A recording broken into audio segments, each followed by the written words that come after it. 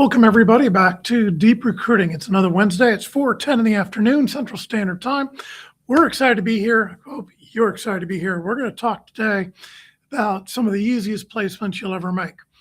And the topic really came to me today about what I wanted to talk about because, quite frankly, it just happened today.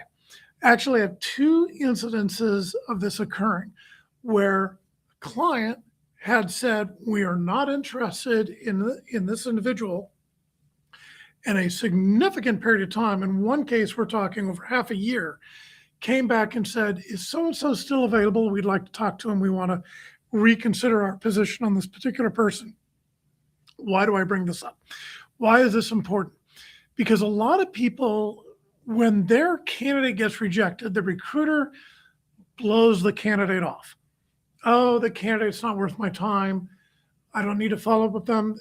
A lot of recruiters, and I hear this all the time from candidates, don't even take the time to give the candidate a courtesy call to let them know that, in fact, the client is choosing somebody else. What a horrible decision that is. The clients, the candidates you work with, they're your network. They're an extension of your network. And everybody you're working with, no matter how good they are, no matter how bad they are, no matter how mediocre they are, they know somebody really, really good. It's in your best interest to make sure you maintain good, positive relationships with people. At a minimum,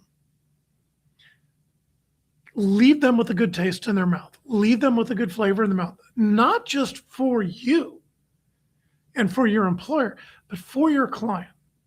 You want them to leave the entire process feeling good about the interview they conducted, their performance,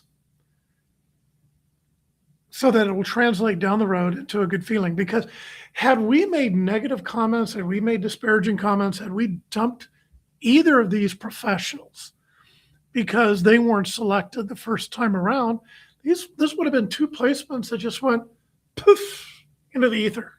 No free money. Personally, I like free money. If I've done, it's not really free, we did the work, right? But I want the benefit of the fruits of my labor. If I'm going to put all this work in, I'm going to do all this heavy lifting, I want to get all the fruits of that hard work because I deserve it, because I did the effort, right? And if I make the candidate upset, if I ignore the candidate, if I don't get back to them, if I do anything at all to make them feel like this process was unprofessional, I'm going to lose that opportunity. It doesn't happen a lot. If you've been in this business a while, you know it's unusual for a client to come back and say, hey, we really liked Billy and we want to make him an offer, or we made a mistake, going after this other person. We'd like to reconsider Billy. Whatever the scenario is, we all know that that's unusual. Usually when a client pulls the cord, that's it, they're done, they're not going back. But it still is in your best interest because it's the easiest work you're going to ever do. It is so easy to be nice to people. It is so easy to give them common courtesy, to extend that common courtesy to them so that they feel good about what you are, the work you did, and frankly, about your client. Somebody who's upset, you can expect they're going to tell on average 10 other people that they're upset. Somebody who's really excited with the work you do, you can bet they're maybe going to tell one person. So that negativity that you're putting out into the world is going to come back on you a lot harder than the positivity. So just get rid of it. It doesn't do you any good. Nobody ever benefited from being discourteous to the people they work with. No one ever benefited from it. So what I want you to do, what I want you to take away from this is always be courteous.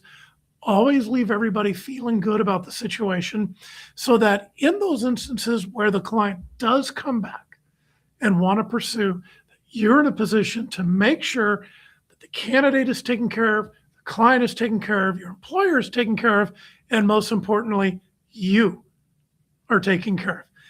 All it takes is for you to be courteous and leave everybody feeling good about the work that happened. Hope this was helpful to you. Hope this turns into a deal for you. This has been Deep Recruiting. My name is Jim Bright. Been doing this over 30 years. Please leave us a comment. The best thing in the world you can do for me is to leave me a comment. Give us a like. That's a secondary thing. Give us a share, a tertiary thing. comment is everything. So really appreciate it. We'll be back at you next Wednesday with another Deep Recruiting, another quick little bit of insight. This one was short, 4 or 5 minutes long. It doesn't have to be long. One lesson a week can be a short one. All it takes is for you to apply it, one a week, gradually grow your career, get better and better at what you're doing, and everybody wins. Like I said, every week, a rising tide lifts all boats. I think that's going to become my moniker. Have a great week, everybody. I hope your day was as fun and as exciting as mine, and I hope you're going to have a great rest of the week. Thanks so much. Take care.